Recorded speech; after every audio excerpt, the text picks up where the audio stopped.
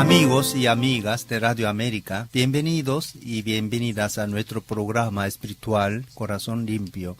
Ayer meditamos sobre la primera parte del libro de Amós y paramos en el capítulo 6, donde escuchamos una palabra muy dura del profeta contra el lujo despreocupado de los ricos de Israel y su culto vacío. Pero, dice el profeta, la riqueza no da seguridad y ninguna ciudad es invencible. Para los que esperan el día del Señor, Él vendrá, pero no será un día de paz y de victoria contra los enemigos, sino un día de castigo por el pecado y la necedad. Hoy damos continuidad a nuestra meditación a partir del capítulo 7, meditando sobre las visiones del profeta, su llamado urgente a la conversión y sobre una palabra de conforto para todos aquellos que escuchan su palabra y vuelven a Dios de corazón sincero. Estructura de los capítulos 7 a 9. 1. Las 5 visiones de Amós. Amós 7 a 9, 10. Catástrofes y amenazas. A. Primera visión. Las langostas. Amós 7, 1 a 3. B. Segunda visión. El fuego. Amós 7, 4 a 6. C. Tercera visión. Una plomada de albañil.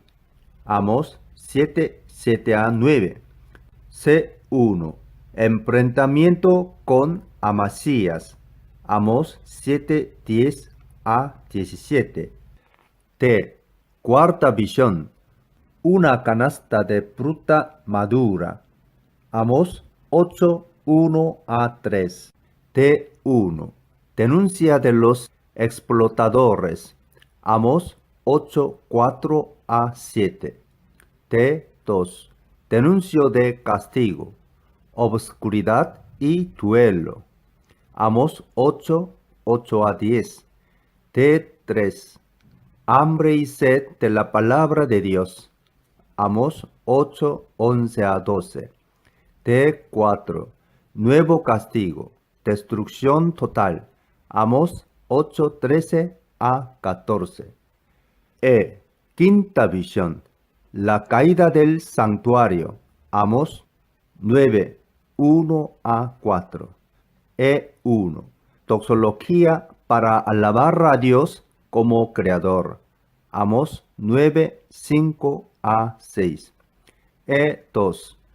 Todos los pecadores morirán. Amós 9, 7 a 10. 2. Restauración de Israel. Amós 9, 11 a 15. 1. Las 5 visiones de Amós. Amós 7 a 9, 10. Catástrofes y amenazas. A. Primera visión. Las langostas. Amós 7, 1 a 3. Esta visión de las langostas, quizás para nosotros que vivimos al otro lado del mundo, pueda decirnos poco, pero para los habitantes de aquellas regiones que sabían lo que quería decir una invasión de estos bichos, era una catástrofe, porque en poco tiempo destruían campos enteros de cultivo y dejaban las personas y las familias en una situación de hambre y desespero. Aún hoy en algunas regiones de África hay invasiones de langostas que llegan a millones, oscureciendo el cielo a causa de su número y dejando los campos cultivados completamente despojados. Por eso el profeta oró para que Dios alejara esta amenaza de las langostas. Dios escuchó al profeta y no las envió. Encontramos eso en Amós 7, 1, 3. El Señor Omnipotente me mostró esta visión. Empezaba a crecer la hierba después de la siega, que corresponde al rey. Y vi al Señor preparando enjambres de langostas. Cuando las langostas acababan con la hierba de la tierra. Exclamé: Señor mi Dios, te ruego que perdones a Jacob. ¿Cómo va a sobrevivir si es tan pequeño? Entonces el Señor se compadeció y dijo: esto no va a suceder. La segunda visión, el fuego en Amos 7, 4, 6. La segunda visión tampoco ocurrió por la oración del profeta. Creo que más o menos todos nosotros entendemos algo sobre el problema de la sequía, si no directamente, porque no trabajamos en el campo, por lo menos indirectamente porque ésta perjudica la mesa de todo consumidor, debido a la poca producción, que hace aumentar los precios de los productos, como ocurrió en Uruguay en este año. Normalmente las grandes quemadas vienen cuando hay temporadas de gran sequía, y por tanto cuando el fuego empieza tiene un ambiente muy propicio para esparcirse con facilidad. En Corea, a lo largo de la historia, cuando había sequías muy grandes, los reyes iban a los santuarios para orar y pedir a Dios que enviara la lluvia, incluso haciendo penitencia por sus pecados, que normalmente eran el abuso de poder y la opresión de las clases menos abastadas. Los indígenas, los coreanos y otras culturas autóctonas, pese a que no conocían a Jesús, cuando ocurría una sequía u otro evento natural, oraban a sus divinidades. El cristianismo nos invita a cuidar de la naturaleza y de todos los seres conforme leemos en Génesis 1, 27, 28, 2, 15. La Biblia nos dice que el ser humano es el punto más alto de la creación, porque él fue creado a imagen y semejanza de Dios. Dicho de manera laica, el ser humano es el vértice de la creación, porque este es la creación que se piensa a sí misma, es decir, que tiene conciencia de sí. Por eso el ser humano no puede creerse más arriba de la naturaleza, porque es la naturaleza que fue se espiritualizando. Creo que podemos, de alguna manera, entender eso. También, en la Biblia, cuando Pablo dice en Romanos 8, 18, 23, que la naturaleza está sujetada a la vanidad, esperando la manifestación, los hijos de Dios, para que ella pueda ser libertada de la esclavitud, de la corrupción. Traducido en un lenguaje moderno, podemos decir que si lastimamos a la naturaleza y a los demás seres vivientes, estamos lastimándonos a nosotros mismos. En nuestros días, nosotros, los humanos, no creemos iluminados y queremos explicar las causas de las sequías y de otros eventos climáticos de otra manera. Por eso, indudable que la causa más grande continúa siendo la maldad humana que abusa y oprime no solo a los pobres, sino a la misma naturaleza. Todos sabemos que las nubes para la lluvia se producen por evaporación del agua y por la labor de los árboles. Por eso, si continuamos contaminando, desmatando y sustituyendo los árboles por land y asfalto, tendremos situaciones climáticas cada vez más desastrosas. Es urgente que convirtamos nuestro corazón al respecto de la naturaleza y de todos los seres vivientes. La tercera visión, una plomada de albañil, Amos 7:7-9. Esta tercera visión ocurrió porque el mal no vino de afuera, sino que estaba dentro del pueblo mismo, que era como una pared que se desplomó porque está curvada. En Amos 7:8-9 leemos: y el Señor me preguntó: ¿qué ves, Amos? Una cuerda de plomada, respondí. Entonces el Señor dijo: mira, voy a tirar la plomada en medio de mi pueblo Israel. No volveré a perdonarlo. Los altares paganos de Isaac serán destruidos y arruinados los santuarios de Israel. Me levantaré con espada contra el palacio de Jeroboam. El problema aquí, como ya tuvimos ocasión de decir en otras meditaciones, es que nosotros cosechamos lo que sembramos. Por ejemplo, en nuestra sociedad moderna, los seres humanos se comportan como necios. ¿Por qué digo eso? Porque si contaminamos, envenenamos nuestra comida, nos relacionamos como enemigos, peleándonos y matándonos los unos a los otros. No podemos vivir bien en la seguridad y ser feliz, y no podemos culpar a Dios si las cosas no andan bien. En el versículo 9, el texto de Amos habla de la destrucción de la dinastía de Jeroboam por una espada que estaba sobre su casa. Esta palabra causó la reacción violenta de Amasías. C1. Enfrentamiento con Amasías, Amos 7:10-17. Aquí nos encontramos con las figuras del sacerdote Amasías, que era el jefe del santuario de Betel. Este le avisó a Jeroboam de las palabras de Amos, Y en Amos 7, 10, 11 leemos: entonces Amasías, sacerdote de Betel, envió un mensaje a Jerobeam, rey de Israel. Amos está conspirando contra ti en medio de Israel. El país ya no aguanta tanta palabrería de Amos. ¿Por qué anda diciendo Jeroboam morirá a espada, e Israel será llevado cautivo lejos de su tierra? Amasías exageró las palabras de Amos, porque éste no dijo a Jeroboam iba a morir por la espada, sino que la espada estaba levantada contra la casa de Jeroboam. En verdad, quien murió violentamente fue el hijo de Jeroboam, solo 6 meses después que había asumido el reinado, como leemos en Segunda de Reyes 15 del 8 al 12. En el año 38, el reinado de Azarías, rey de Judá, Zacarías, hijo de Jeroboam, ascendió al trono de Israel y reinó en Samaria 6 meses. Zacarías hizo lo que ofende al Señor, como lo hicieron sus antepasados, pues no se apartó de los pecados con que Jeroboam, hijo de Nabat, hizo pecar a Israel. Salún, hijo de Jabes, conspiró contra Zacarías, lo atacó en Bleam y lo mató, usurpando así el trono. Los demás acontecimientos del reinado de Zacarías está escrito en el libro de Crónicas de los Reyes de Israel. De este modo se cumplió la palabra que el Señor le había dado a conocer a Jehú. Durante 4 generaciones tus descendientes ocuparán el trono de Israel. Después de la muerte del rey de Zacarías, cerca de 30 años después, el norte de Israel fue destruido por Asiria.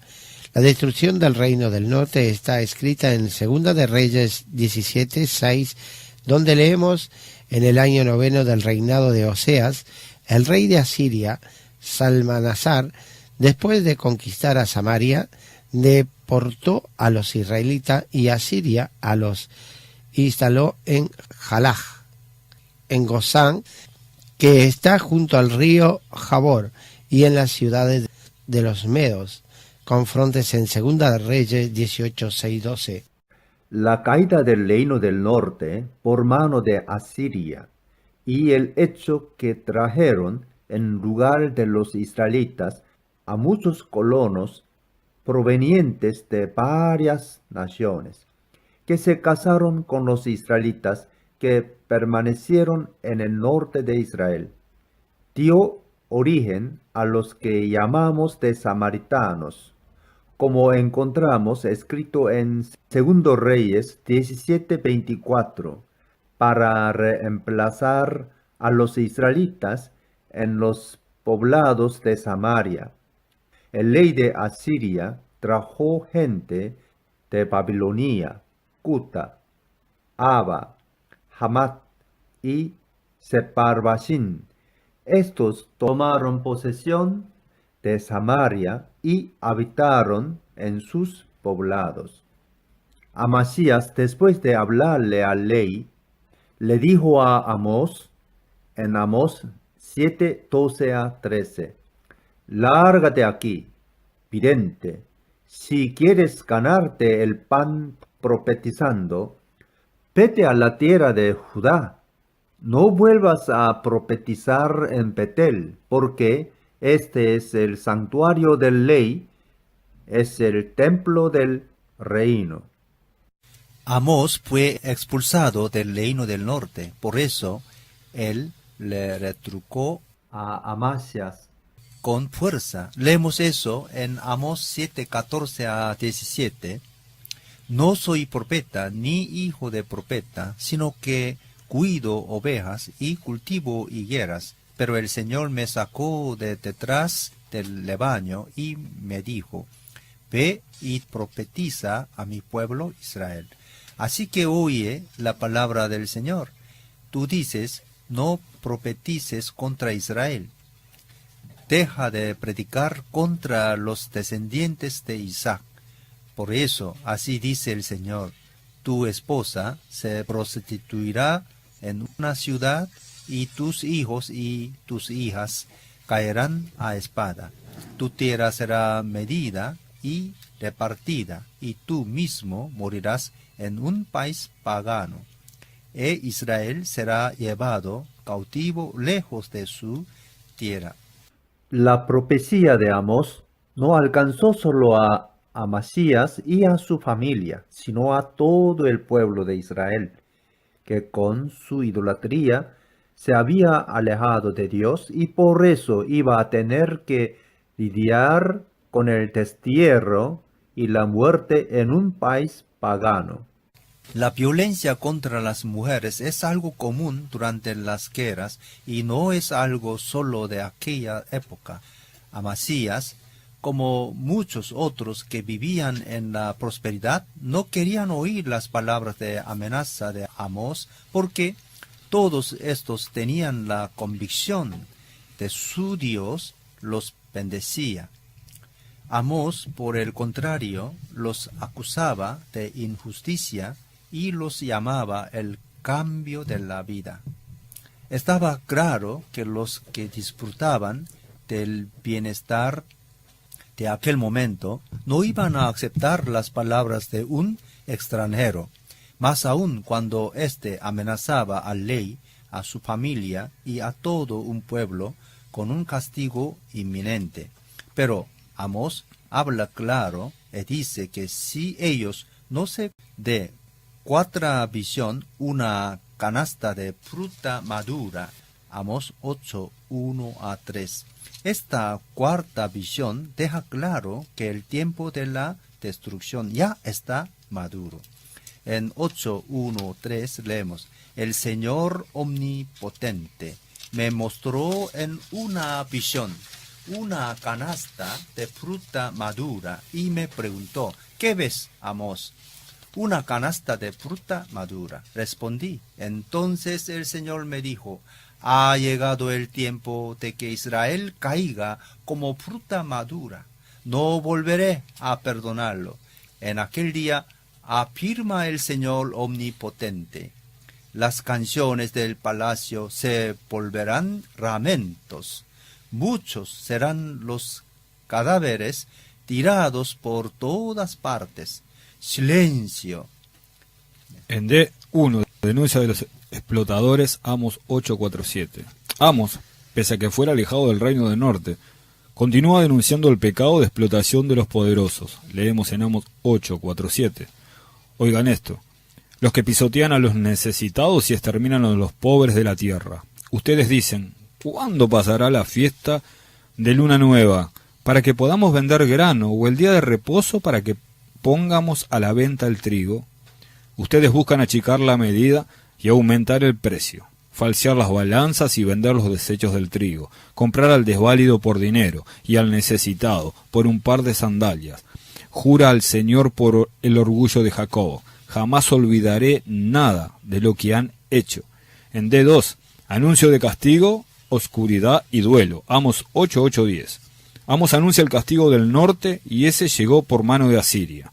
La destrucción de la ciudad, de los palacios, de la casa de los ricos y de los santuarios causó muchos sufrimientos, pero aún peor fueron las consecuencias que alcanzaron a todos, ricos y pobres. Nosotros sabemos que en momentos de crisis quien paga más son los pobres, y los débiles como los niños, las mujeres y los ancianos. D3. Hambre y sed de la palabra de Dios. Amós 8:11-12. Amós añade una palabra horrible para los oídos religiosos, es decir, el silencio de Dios.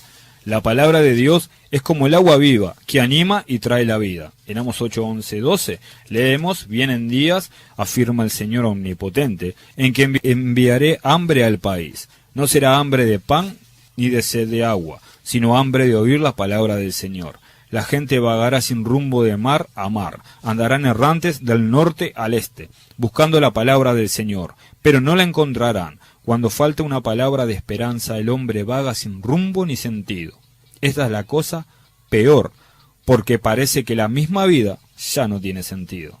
D4. Nuevo castigo, destrucción total. Amós 8:13-14. El cansancio físico puede ser recuperado con un buen descanso. El cansancio psicológico es más peligroso, pero con la ayuda de algunos remedios de una terapia y renovando nuestras relaciones puede ser superado. Pero el cansancio existencial no tiene remedio. Por eso los habitantes de Israel continuamente hacían cosas. No paraban porque le tenían miedo al silencio y al hecho de tener que mirar en su interior y confrontarse consigo mismo. Hoy también muchos trabajan continuamente sin parar. Viven continuamente rodeados por el ruido, por miedo a encontrarse consigo mismos. Pero esto continúa a ser, agota completamente nuestro ser. Somos como contenedores sin contenido alguno. Hay que volver a una vida espiritual significativa. Parar, tener momentos de silencio, de descanso psicológico y espiritual, para encontrarse consigo mismos y con Dios, dejando que Él sane nuestras heridas. Y siembre en nosotros la buena semilla de la esperanza y de la gana de vivir. Quinta visión, la caída del santuario, Amos 9:1-4. En esta quinta visión, el profeta ve la caída del santuario y la destrucción de Israel. Quizás hay aquí una alusión al terremoto que aconteció 2 años después, como leemos en Amos 1:1, y que marcó profundamente por sus repercusiones la sociedad de aquel tiempo. Además, el mensaje de esta visión nos dice que no hay santuario o ciudad seguros que subsistirán para siempre porque fueron construidos en el nombre de Dios. Vale también para los santuarios modernos. Amos encarece la dosis diciendo que si alguien salvó su vida del terremoto, morirá por la espada, y se serán llevados como cautivos en otro país, y allí morirán. Este mensaje nos dice que nadie puede ni escapar ni esconderse de Dios, ni en las entrañas de la tierra o en la profundidad del mar, ni en las alturas de los montes o del cielo. E1. Doxología para alabar a Dios como Creador. Amos 9:5-6. La pregunta es, ¿no habrá remedio alguno? Sabemos que Dios es el misericordioso y compasivo, pero el hombre debe reconocer su necedad y su necesidad de conversión. Dios es el Creador. Nosotros meras criaturas administradoras de las cosas de la tierra y no dueños. La salvación viene por la conversión del corazón, para que seamos misericordiosos como Dios es. Nosotros, sus hijos e hijas, debemos vivir alabando a Él, y no a los poderosos de este mundo, que son como la hierba que luego se vuelve paja. E2. Todos los pecadores morirán. Amos 9:7-10. Amos dice que todos los pecadores morirán, como murieron los que salieron de Egipto, porque volvieron a la esclavitud del pecado. En Amos 9:7-10 leemos, Israelitas, ¿acaso ustedes no son para mí como cusitas? ¿Acaso no saqué de Egipto a Israel, de Creta a los filisteos y de Cuir a los sirios? Afirma el Señor. Por eso los ojos del Señor Omnipotente están sobre este reino pecaminoso. Borraré de la faz de la tierra a los descendientes de Jacob, aunque no del todo, afirma el Señor. Daré la orden del zarandear al pueblo de Israel entre todas las naciones, como se zarandea la arena en una criba, sin que caiga a tierra ni una sola piedra. Morirán a filo de espada todos los pecadores de mi pueblo, todos los que dicen, no nos alcanzará la calamidad, jamás se nos acercará. El Señor bendice al hombre en su vida material y social, pero cuando el hombre vive con orgullo de su riqueza y desprecia y olvida a los pobres, usando de crueldad para con ellos, su corazón no cambió en nada, y continúa lejos de Dios. Este tiene a Dios en su boca, pero no en su vida. Por lo tanto, puede aumentar sus prácticas de culto, pero a nada le servirá, si no se convierte a una vida de fe verdadera. Un cristiano que buscaba ser una persona importante en la comunidad de fe, se volvió pastor y ganó mucha plata por sus capacidades, pero trataba a sus asistentes como meros empleados, pagándolos poco y tratándolos como siervos. Con un tal comportamiento no podemos decir que este hombre es un cristiano verdadero, porque su actitud es puramente mundana. Él es influenciado por la idolatría del mundo y solo piensa en agrandar a sí mismo y a su iglesia el número de participantes. Los fariseos eran personas moralmente respetables, pero buscaban un reconocimiento especial de Dios por su bondad y moralidad. despreciando a los que no lograban cumplir con todos los mandamientos religiosos. Esta actitud es muy peligrosa, porque quiere que Dios confirme su orgullo religioso. En verdad, estos no necesitan de la salvación que viene de Dios, porque piensan de salvarse por sus obras. En verdad, lo que vale en la vida de fe es reconocer que todo es regalo de Dios, que recibimos de manera inmerecida. Por eso, la mejor actitud es la de agradecimiento. Si los que salieron de Egipto continúan a vivir como los mundanos, ¿dónde está su elección y llamado de parte de Dios? Si los que salieron del pecado por haber encontrado a Jesús continúan usando sus bienes en pro solo de sí mismos, ¿dónde está su vida de fe y la señal de que son hombres y mujeres nuevos? 2. Restauración de Israel, Amos 9, 11, 15. El texto de Amos termina con un mensaje de esperanza, porque siempre queda un pequeño resto de fieles servidores del Señor. Y son ellos que van a comenzar la historia de la salvación junto con Dios. En Amos 9, 11, 12 leemos que la salvación también llega hasta los gentiles. En aquel día levantaré la choza caída de David, repararé sus grietas, restauraré sus ruinas y la reconstruiré tal como era en días pasados, para que ellos posean el remanente de Edom y todas las naciones que llevan mi nombre, afirma el Señor que hará estas cosas. En Hechos 15, 13, 21, Jacobo retoma esta palabra de Amos para afirmar que la salvación llegará hasta los gentiles. Él dice que no será necesario antes ser judío, sino directamente cristiano, es decir, hijo de Dios. En Amos 9, 13, vienen días, afirma el Señor, en los cuales el que hará alcanzará al segador, y el que pisa las uvas al sembrador. Los montes destilarán vino dulce, el cual correrá por todas las colinas. Este es el sueño del profeta. Es posible vivir una vida feliz si el hombre vive por su trabajo y gana lo suficiente para vivir con dignidad.